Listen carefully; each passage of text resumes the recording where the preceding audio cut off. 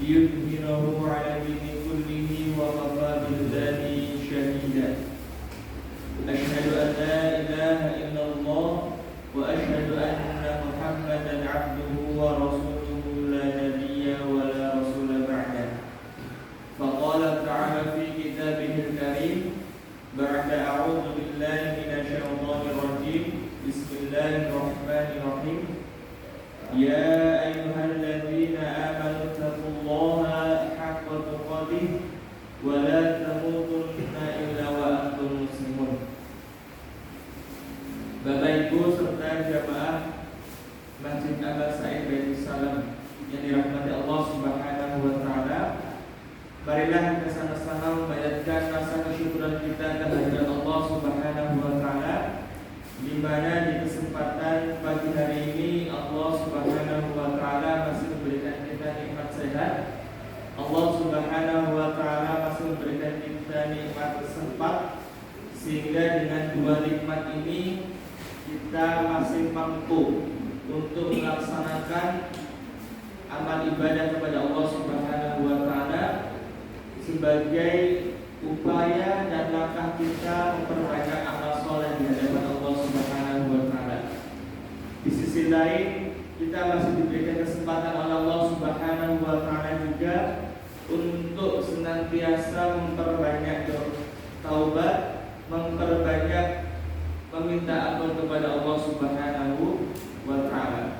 Dalam sabda Nabi Muhammad sallallahu alaihi wasallam pernah mengatakan, kullu bani Adam khata'un. Setiap anak keturunan cucu Adam itu pernah terjatuh, pasti pernah terjerembab ke dalam lubang kesalahan dan dosa. Wa khairul khata'ina at-tawwabun. Akan tapi sebaik-baik orang yang sudah terjatuh, yang sudah pernah melaksanakan dosa ataupun salah, ialah orang yang mampu untuk kembali meminta ampun kepada Allah Subhanahu wa taala. Mudah-mudahan kesempatan yang Allah berikan kepada kita ini mampu kita maksimalkan minimal dalam kita kedua. Yaitu yang pertama, memperbanyak amal soleh di hadapan Allah Subhanahu wa taala. Yang kedua, memupuk diri kita untuk senantiasa meminta ampunan dari Allah Subhanahu wa taala. Yang kedua, selawat dan salam mudah-mudahan senantiasa tetap tercurah limpahkan kepada baginda Nabi kita Nabi Muhammad sallallahu alaihi wasallam, kepada keluarga beliau, sahabat beliau, dan mudah-mudahan kita kelak mendapatkan syafaat beliau di hari kiamat kelak. Amin ya Allah ya rabbal alamin. Bapak Ibu serta jamaah rahimani wa rahimakumullah, alhamdulillah di kesempatan pagi hari ini kita masih bisa diperkenankan berjumpa kembali. Pada kesempatan pagi hari ini kita seperti biasa mengkaji ilmu, mengkaji ayat-ayat Al-Quran, mentadaburi ayat demi ayat, dengan harapan apa yang kita sudah hafalkan dari ayat demi ayat dalam Al-Quran senantiasa menambahkan rasa keimanan dan ketakwaan kita kepada Allah Subhanahu wa taala. Pada kesempatan pagi hari ini Bapak Ibu sekalian, kita melanjutkan, namun sebelumnya seperti biasa kita tilawah Al-Quran terlebih dahulu. Monggo bisa dibuka surah An-Naba, surah pertama dari urutan di juz ke-30. Kita baca dari ayat yang ke-10 sampai ayat yang ke-16. Ayat yang ke-10 sampai ayat yang ke-16. Sama lagi? Baik, kita baca sama-sama. Diikuti. A'udzu billahi minasy syaithanir rajim. A'udzu billahi minasy syaithanir rajim. Bismillahirrahmanirrahim.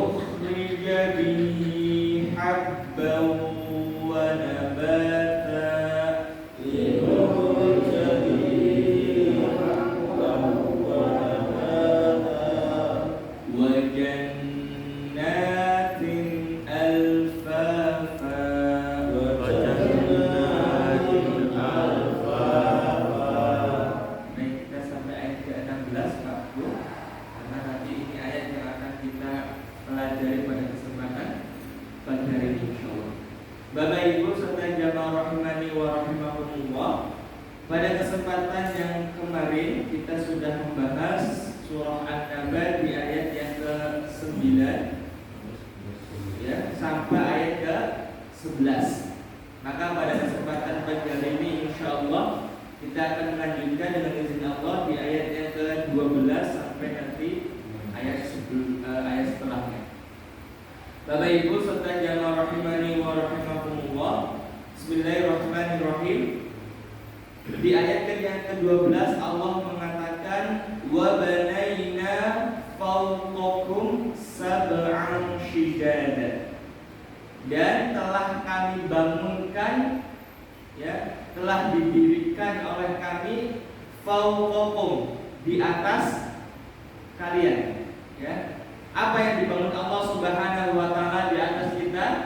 Sab'an shidadan, 7 shidadan, sesuatu yang kokoh, ya. Jadi Allah Subhanahu wa taala mengatakan wa banaina fawqakum sab'an shidada. Dan nanti kita akan coba baca tafsirnya. Apa yang dimaksud Allah dirikan, Allah bangunkan di atas kita 7 sesuatu yang syidad. Maka kata Ibnu Katsir, yang dimaksud wa banaina fawqakum sab'an shidadan, yakni as-samawat as-sab'u, yaitu 7 langit. Jadi yang dimaksud Allah bangunkan di atas kita 7 itu, yang dimaksud 7 itu adalah 7 lapis langit. Dan di sini Bapak Ibu sekalian ada perbedaan pendapat yang dimaksud 7 lapis langit ini. Ada yang mengatakan yang dimaksud 7 lapis ini adalah 7 lapisan atmosfer, ya. Ada lapisan-lapisannya. Itu nanti kalau kita belajar lebih lanjut tentang masalah ilmu pengetahuan alam itu ada.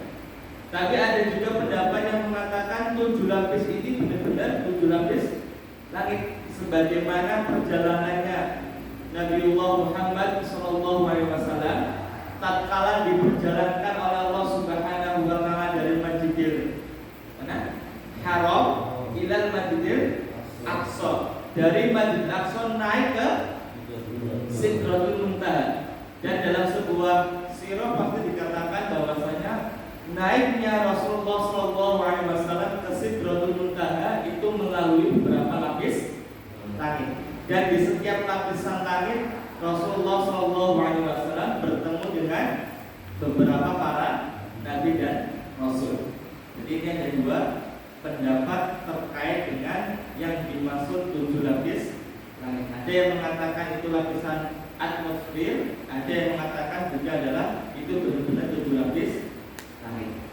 Nah, ini yang dimaksud dengan sab'an shidadan, yaitu Allah bangunkan, Allah dirikan 7 lapis langit di atas kita, ya.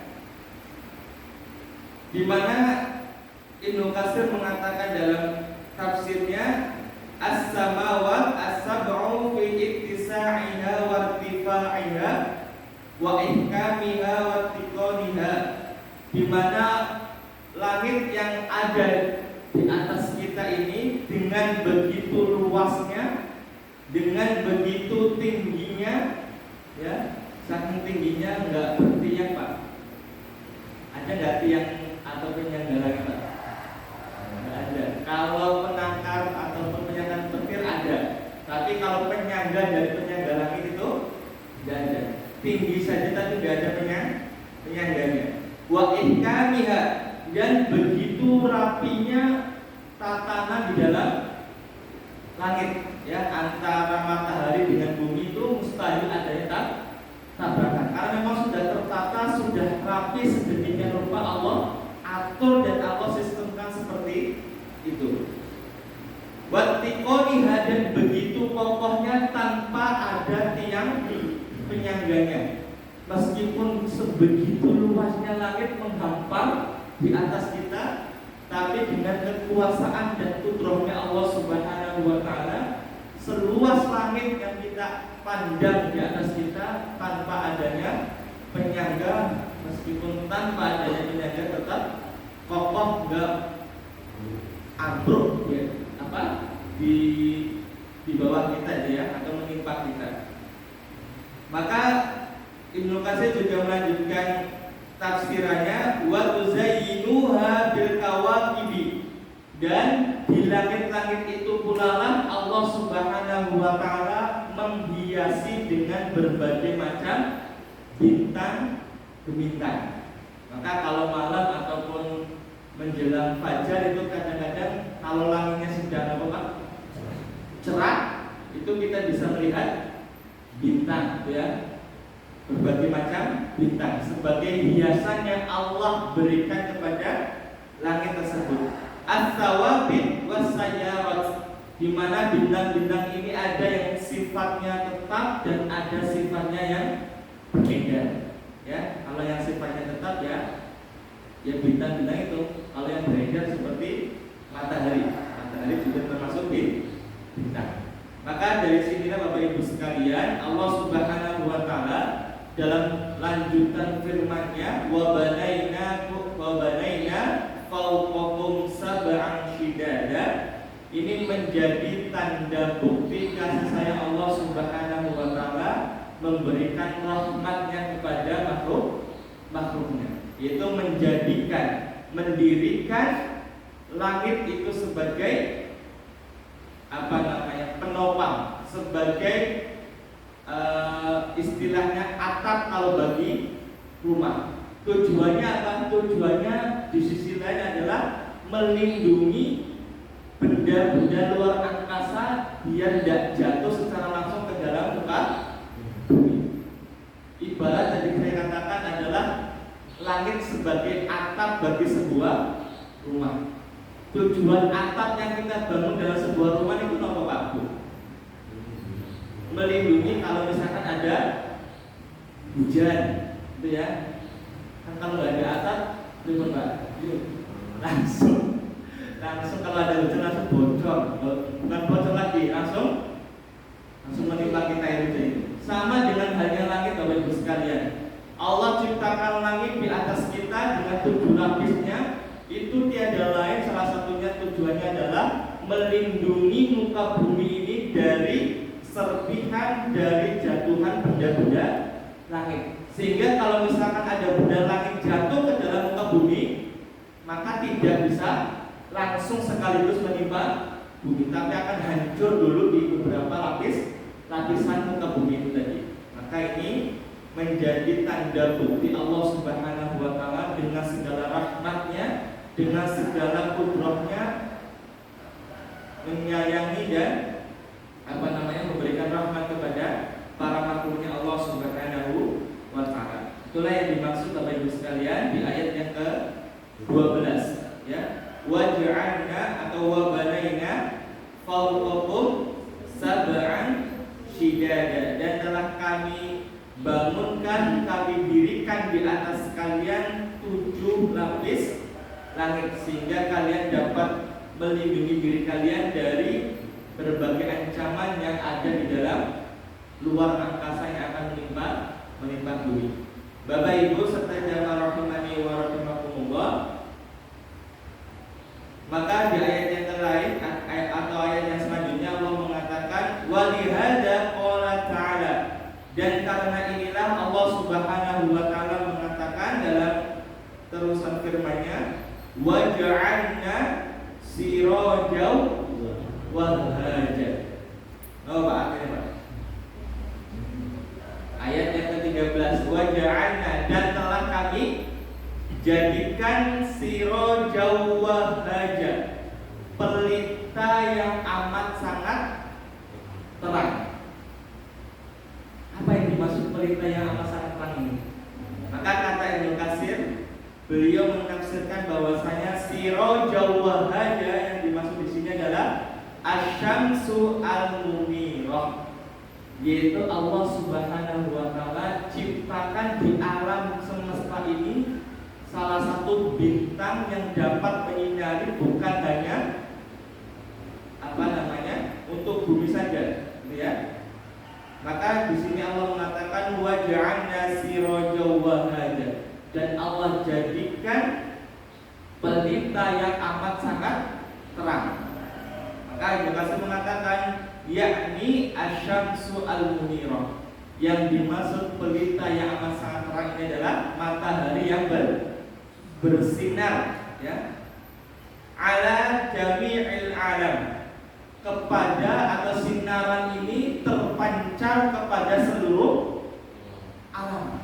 Semua alam itu merasakan betapa manfaatnya cahaya sinar matahari. Bapak Ibu serta jamaah rahimani wa rahimakumullah, maka ini menjadi tanda selanjutnya dari Allah Subhanahu wa taala sebagai bukti kasih sayangnya kepada makhluknya, di mana Allah Subhanahu wa taala menjadikan cahaya sinar matahari itu kemanfaatannya bisa dirasakan oleh jami'il alam, semua umat manusia, semua makhluknya. Allah Subhanahu wa taala merasakan kemanfaatan dari ciptaan Allah yang berupa matahari. Bapak Ibu serta jamaah rahimani wa rahimakumullah, ini kita nggak bisa bayangkan Pak Bu, kalau hari-hari kita itu setiap harinya nggak ada matahari, kira-kira yang dirasakan kita apa Pak? Gelap gulita ya. Siang malam itu nggak ada beda. Malam ya gelap, siang ya gelap, karena memang Allah nggak berikan matahari. Tapi karena iradahnya Allah, kudrahnya Allah, sekaligus rahmatnya Allah Subhanahu wa taala, Allah mengatakan waja'alna sirajan wahaja, dan kami jadikan siraja pelita wahaja yang terang, itu berupa matahari yang kemanfaatannya bukan hanya diambil oleh manusia saja, tapi jami'il alam itu merasakan kemanfaatan dari sinar matahari. Tumbuhan memerlukan sinar matahari untuk membantu batu. Untuk apa? Membantu fotosintesis. Hewan mendapatkan kemanfaatan dari sinar matahari untuk membantu batu. Apalagi manusia pasti membutuhkan cahaya daripada cahaya sinar matahari. Jemur saja Bapak sekalian, kalau siangnya gelap, kira-kira garing apa bulan? Terus Bu, kecuali kalau pakai alat-alat yang lain gitu ya. Tapi gitu, masa mau pakai alat terus kan nggak mungkin. Maka dengan datangnya sinar matahari, panasnya sinar matahari dapat memberikan kemanfaatan bukan hanya bagi manusia, tapi di sini Bukasi mengatakan fi jami'il alam, di mana kemanfaatan yang dapat diambil dari cahaya matahari itu dirasakan oleh seluruh makhluk hidup.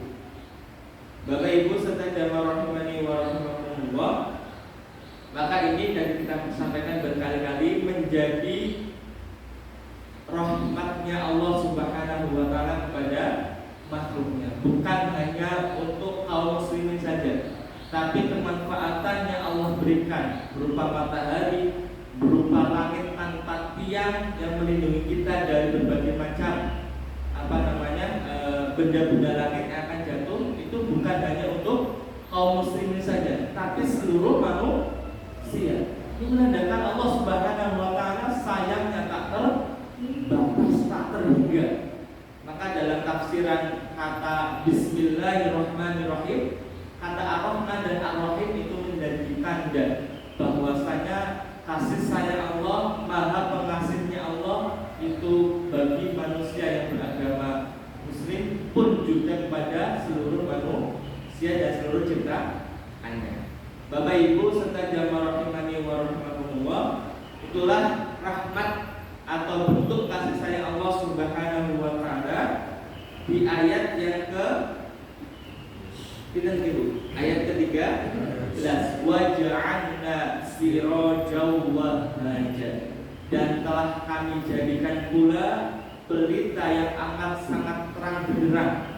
Maksudnya adalah asyamsu al-munirah, yaitu berupa matahari yang menyinari, yang memberikan cahaya fi jami'il alam, kepada seluruh alam, kepada seluruh ciptaan Allah Subhanahu wa taala, sehingga seluruh makhluknya Allah dapat mengambil, dapat memperoleh kemanfaatan dari ciptaan manusia, ciptaan Allah Subhanahu wa taala berupa matahari. Bapak Ibu serta jamaah rahimani wa rahimakumullah, ayat yang selanjutnya Allah mengatakan wa qauluhu ta'ala. Kita agak cepat karena memang tafsirannya agak sedikit. Ya. Allah Subhanahu wa taala mengatakan dalam lanjutan firman-Nya, wa anzalna minal mu'sirati ma'an sajjajan. Artinya apa, Pak?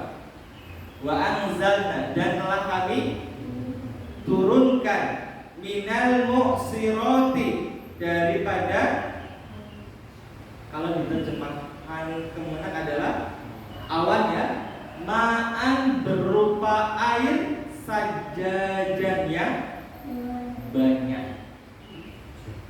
Ya, di ayat yang ke-14 ini Allah mengatakan wa anzalna, wahai hambaku, telah kami turunkan untukmu minal mu'sirati, dari awan ini, ma'an sajjajan, berupa air yang sangat banyak, air yang sangat deras curahannya. Maka nanti kita akan coba lihat beberapa ulama tafsir menafsirkan ayat ke-14 ini. Bapak Ibu serta jamaah rahimani wa rahimakumullah, di ayat yang ke-14 ini, di situ ada beberapa perbedaan ulama, perbedaan ulama-ulama kita dalam menafsirkan di ayat yang ke-14. Yang pertama terkait pada kata al-muqsirati, yang diterjemahkan dengan kata awan kalau terjemahan kebenaran. Maka beberapa ulama seperti Al-Aufi an Ibni Abbas, salah satu ulama, di mana beliau mengatakan al-muqsiratu, di mana yang dimaksud dengan minal muqsirati di sini adalah ar-rihu, yaitu angin, bukan awan. Jadi yang dimaksud wa anzalna minal muqsirati menurut Al-Aufi dari riwayat Ibnu Abbas, salah satu sahabat Nabi, beliau mengatakan al-muqsirat di sini adalah bukan awan tapi angin, ar-rih. Ini perbedaan pertama. Yang kedua, ada juga salah satu ulama yang mengatakan al-muqsirat, ya, minal muqsirat bima sajada, di situ itu diterjemahkan sebagai as-sahabu. Apa bu artinya, Pak? As-sahab itu artinya awan, sama dengan terjemahan kemenang. Hal ini sebagaimana perkataan daripada salah seorang mufassir atau salah seorang ulama yang bernama Ali ibni Abi Thalha, dan dari Ali bin Abi Thalha an Ibni Abbas, yang mana sumbernya pun sama dari Ibnu Abbas, di mana beliau menafsirkan kata al-muqsirat di sini adalah dengan as-sahabi, dengan kata atau terjemahan awan, ya. Ada juga yang ketiga, Bapak Ibu sekalian, yang menafsirkan kata minal muqsirat, yang dimaksud dengan al-muqsirat di sini adalah as-samawati, yaitu langit. Hal ini sebagaimana salah satu ulama yang mengatakan tafsiran ini adalah Anil Hasan wa Qatadah, yaitu ulama yang bernama Hasan dan Imam Qatadah. Jadi dari ayat ini muncul ada tiga penafsiran. Yang pertama, yang dimaksud minal muqsirat adalah angin. Yang kedua, minal muqsirat itu adalah dari awan, yang ketiga minal muksirat. Al-muksirat yang dimaksud dalam ayat ini adalah langit. Nah, Bapak Ibu serta jamaah rahimani wa rahimakumullah, di penghujung tafsiran ini Ibnu Katsir memberikan penjelasan wal azharu, dan yang jelas dari berbagai macam perbedaan penafsiran tadi itu, kata Ibnu Katsir mengatakan wal azhar, yang jelas annal murada bil muksirati, yang dimaksud dengan kata al-muksirat di sini di ayat ini adalah as-sahabi atau as-sahabu, yaitu berupa awan. Sehingga dalam terjemahan Kemenak dikatakan dan kami telah turunkan daripada awan itu ma'an sajajan, berupa air yang banyak. Rujukannya mana? Rujukannya diambil daripada pendapat yang diambil juga oleh Ibnu Katsir rahimahullahu ta'ala. Bapak Ibu serta jamaah rahimani wa rahimakumullah, di dalam perbedaan ini dapat kita belajar ternyata perbedaan itu sudah terjadi bukan hanya sekarang saja, Pak, tapi sudah terjadi berabad-abad yang lalu. Para ulama sudah berbeda pendapat, berbeda penafsiran, berbeda pemikiran, dan mereka biasa-biasa saja menyikapi perbedaan tersebut. Ya, ada tadi yang menafsirkan al-muksirat dengan angin. Ada juga ulama yang lain yang mengatakan as-sahab, awan. Ada juga ulama yang lain mengatakan al-muksirat adalah sebagai as-samawat. Tapi dari berbagai perbedaan ini tidak memunculkan perselisihan, tidak memunculkan permusuhan di antara kaum muslimin, terutama para ulama. Ini menjadi indahnya perbedaan di antara mereka, Bapak sekalian. Maka kita pun selaku umat daripada umat baginda Muhammad sallallahu alaihi wasallam yang meneladani beliau sebagai kedua, yang meneladani para ulama juga sebagai contoh, karena al-ulama warasatul anbiya, ulama itu pewaris para nabi. Maka kalau terjadi perselisihan, kalau terjadi ikhtilaf di antara kita, maka seyogyanya kita menyikapi dengan penyikapan yang bijak.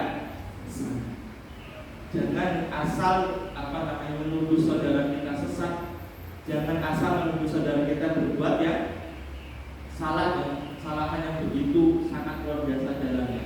Tapi manakala kita dihadapkan dengan segala macam problematika, dengan segala macam perselisihan ataupun perbedaan, maka dalam Islam ada kaidah yang mengatakan seperti ini, Bapak Ibu sekalian. Lana a'maluna walakum a'malukum. Bagi kami ya amalan kami, bagi kalian ya amalan kalian. Kaidah ini dipakai manakala ikhtilafnya berkaitan dengan furu'iyah. Misal terkait perbedaan masalah cabang di antara cabang-cabang agama. Misalkan apa waktu nanti awal Ramadan gitu ya, itu jatuhnya kapan?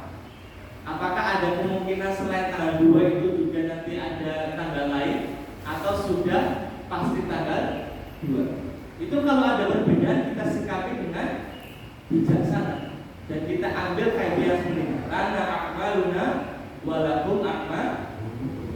Kita sudah menetapkan sesuai dengan maklumat PT, insya Allah nanti 1 Ramadan 1443 akan jatuh di hari Sabtu tanggal 2 April 2022. Tapi manakala nanti ada saudara kita, ada kerabat kita yang mungkin memulai 1 Ramadan di selain hari Sabtu, maka kita harus bijaksana, harus tetap saling hormat menghormati. Maka ini menjadi kaidah yang sangat luar biasa manakala kita terapkan dalam kehidupan sehari-hari. Kita bertetangga pun akan menjadi lebih harmonis, karena tidak mengecap satu sama lain dengan sesat, tidak mengecap saudara-saudara kita dengan berbuat yang tidak. Maka kaidah ini cocok kalau manakala kita dihadapkan perbedaan yang sifatnya masih furu'iyah, masih cabang di antara cabang-cabang agama.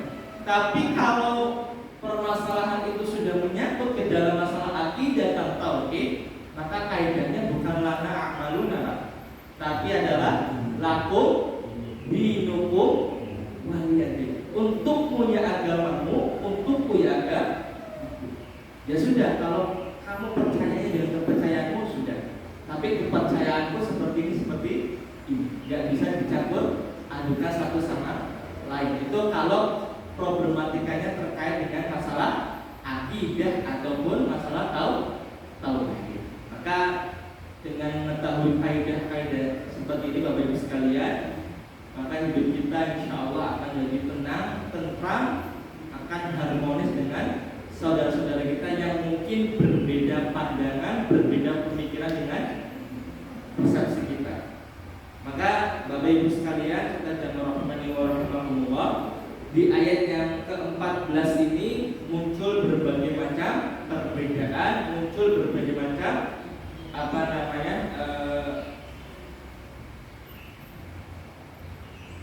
aneka ragam di antara penafsiran para ulama terkait dengan kata al-mu'sirat. Tapi yang dipilih oleh Ibnu Katsir dan juga yang dipilih oleh Kemenak dalam terjemahan Kemenaknya adalah yang dimaksud dengan minal mu'sirat adalah dengan kata as-sahar, yaitu awan. Maka terjemahannya dapat kita terjemahkan wa anzalna minal mu'sirati, dan telah kami turunkan daripada awan tersebut berupa apa?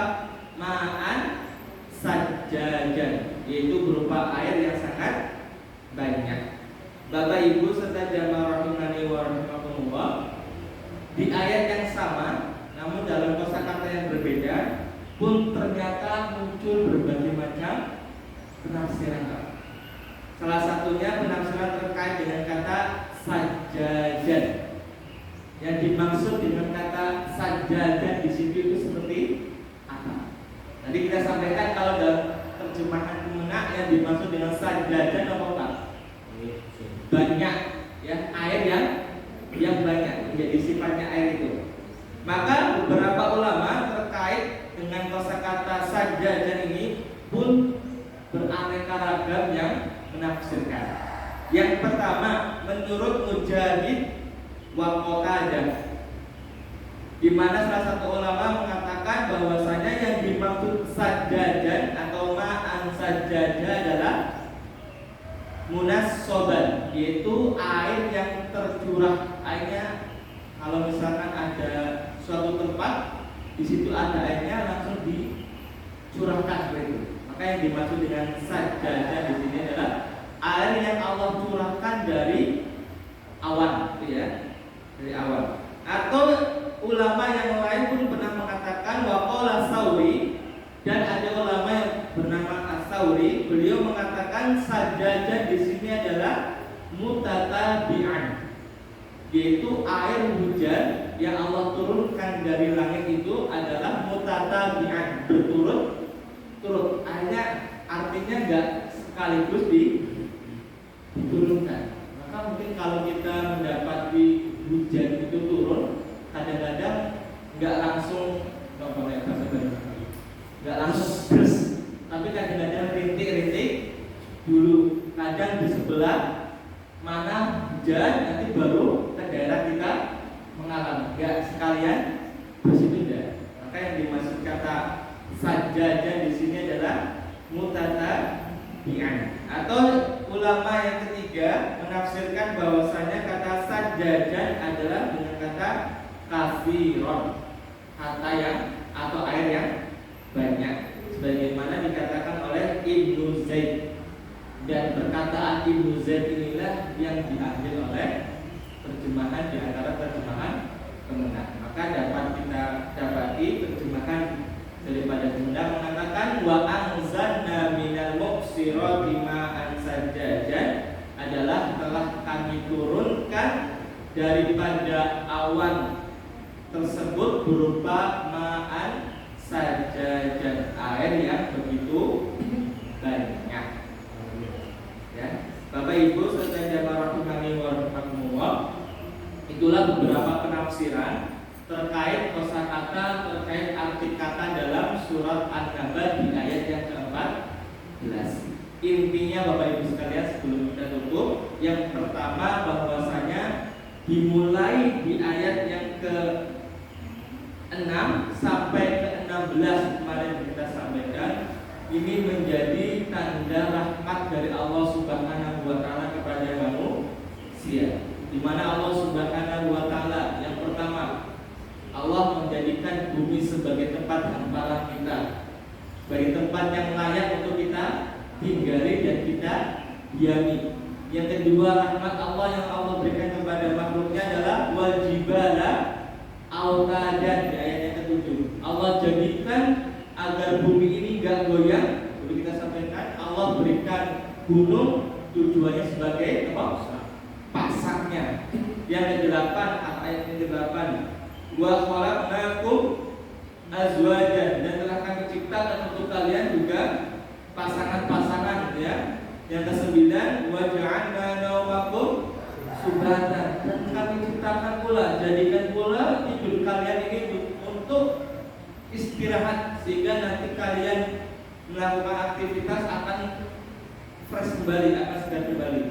Dan di ayat yang ke-10, wa ja'alna al-laila libasa, dan kami jadikan malam sebagai pakaian, melindungi kalian, menutupi aib kalian, menutupi celah kalian, gitu ya.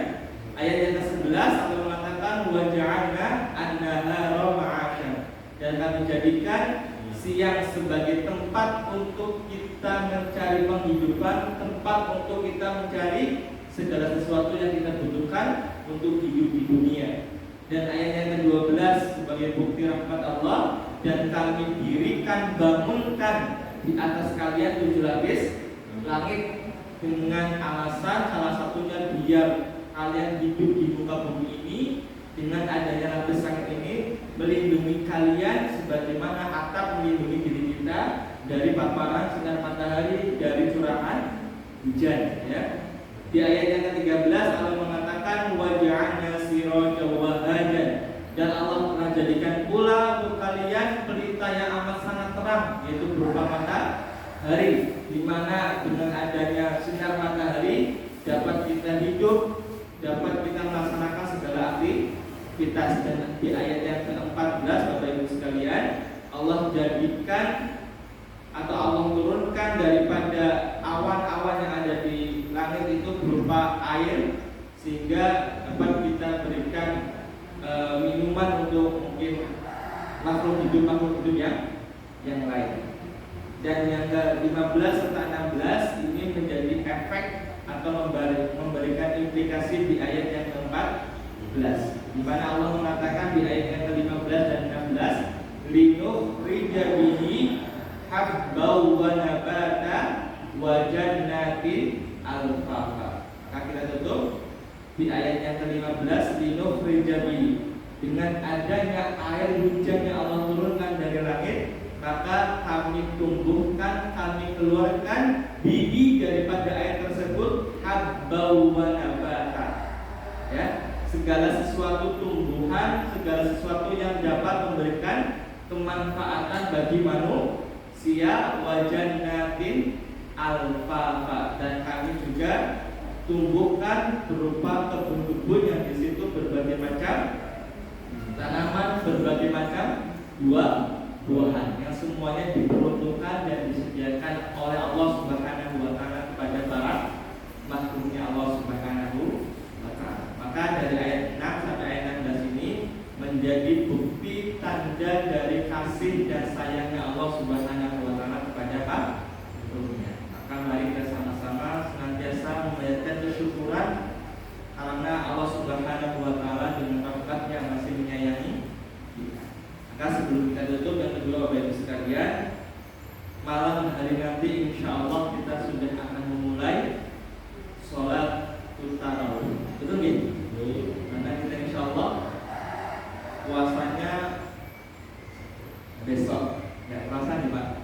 Padahal dulu kita menghitung hari dari 100 hari puasa, 90 hari puasa. Sekarang sudah min 1 puasa. Maka insya Allah Kita bermohon kepada Allah Subhanahu wa taala agar dipanjangkan usia kita, agar diberikan kesempatan lagi bertemu dengan Ramadan dan menjalankan aktivitas di bulan suci Ramadan. Maka mari kita tutup khusus pada kesempatan pagi hari ini dengan membaca doa, Allahumma barik lana fi Rajab wa Sya'ban wa ballighna Ramadan.